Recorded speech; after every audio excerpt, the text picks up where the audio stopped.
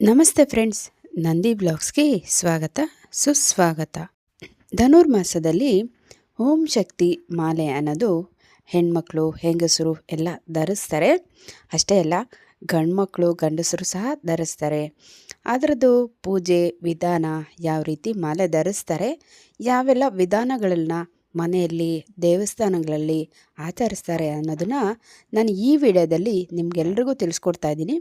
ಖಂಡಿತವಾಗ್ಲೂ ವಿಡಿಯೋನಂತೂ ಪೂರ್ತಿಯಾಗಿ ನೋಡಿ, ಎಲ್ಲೂ ಸ್ಕಿಪ್ ಮಾಡದೆ ನೋಡಿ ಅಂತ ತಿಳಿಸ್ತಾ ಇದ್ದೀನಿ. ಬನ್ನಿ ನೋಡೋಣ. ಮೊದಲಿಗೆ ಮಾಲಾಧಾರಿಗಳು 11 ದಿವಸ, 9 ದಿವಸ ಅಥವಾ 5 ದಿವಸ ಅಥವಾ 3 ದಿವಸ, ಇಲ್ಲಾಂದರೆ ಅನುಕೂಲನೇ ಇಲ್ಲ ಅಂತ ಅನ್ನೋರು ಅಂದಿನ ದಿನವೇ ಮಾಲೆ ಧರಿಸ್ಕೊಂಡು ಓಂ ಶಕ್ತಿ ದೇವಸ್ಥಾನಕ್ಕೆ ಅಂತ ಹೋಗೋದು ಪದ್ಧತಿ ಇರುತ್ತೆ. ಹಾಗೆ ಮನೆಯಲ್ಲಿ ಈ ರೀತಿಯಾಗಿ ಪೂಜೆ ಕ್ರಮಗಳನ್ನೆಲ್ಲ ಬೆಳಗ್ಗೆ 5 ಗಂಟೆಗೆ ಎದ್ದು ಸ್ನಾನ ಮಾಡಿಯಿಂದ ಪೂಜೆಯನ್ನು ನಿರ್ವಹಿಸಿರ್ತಾರೆ. ಪೂಜೆ ನಂತರ ದೇವಸ್ಥಾನ ಹತ್ತಿರದಲ್ಲಿರೋ ದೇವಸ್ಥಾನ, ಓಂ ಶಕ್ತಿ ದೇವಸ್ಥಾನಕ್ಕೆ ಹೋಗಿ ಅಲ್ಲಿ ಪೂಜೆಗಳನ್ನು ಮಾಡ್ತಾ, ಹಾಗೆ ಓಂ ಶಕ್ತಿ ಓಂ ಶಕ್ತಿ ಓಂ ಶಕ್ತಿ ಅಂತ ದೇವರಿಗೆ ಮೊರೆ ಇಡುತ್ತಾ ಈ ರೀತಿ ಭಕ್ತಿಯಿಂದ ಪೂಜೆಯನ್ನು ಮಾಡಿಕೊಂಡು ಮನೆಗೆ ಬರ್ತಾರೆ. ಅಷ್ಟೇ ಅಲ್ಲ, ಅಂದಿನ ದಿನ ಅಂದರೆ ಮಾಲೆ ಧರಿಸಿದಂತಹ ದಿನಗಳಲ್ಲಿ ಮಾಲಾಧಾರಿಗಳು, ಶಕ್ತಿಧಾರಿಗಳು 2 ಹೊತ್ತು ಮಾತ್ರ ಊಟವನ್ನು ಸ್ವೀಕರಿಸುವಂಥದ್ದಿರ್ತದೆ. ತುಂಬ ಮಡಿಯಿಂದ ಇರ್ತಾರೆ.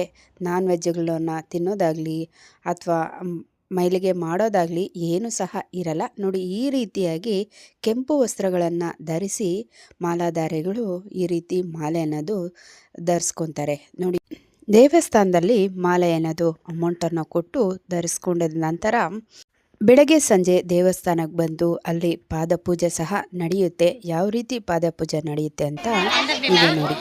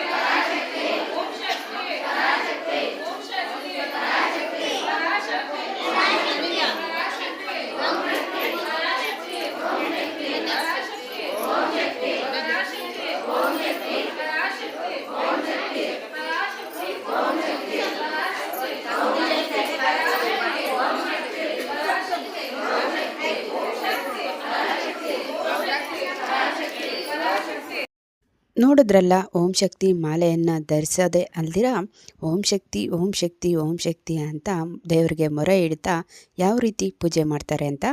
ಇನ್ನೊಂದು ಹೊಸ ವಿಡಿಯೋ ಜೊತೆ ನಿಮ್ಮೊಂದಿಗಿರ್ತೀನಿ. ಅಲ್ಲಿವರೆಗೂ ನಮ್ಮ ನಂದಿ ವ್ಲಾಗ್ಸ್ನ ವೀಕ್ಷಿಸ್ತಾ ಇರಿ. ವೀಕ್ಷಿಸಿದವರೆಲ್ಲರಿಗೂ ಧನ್ಯವಾದಗಳು.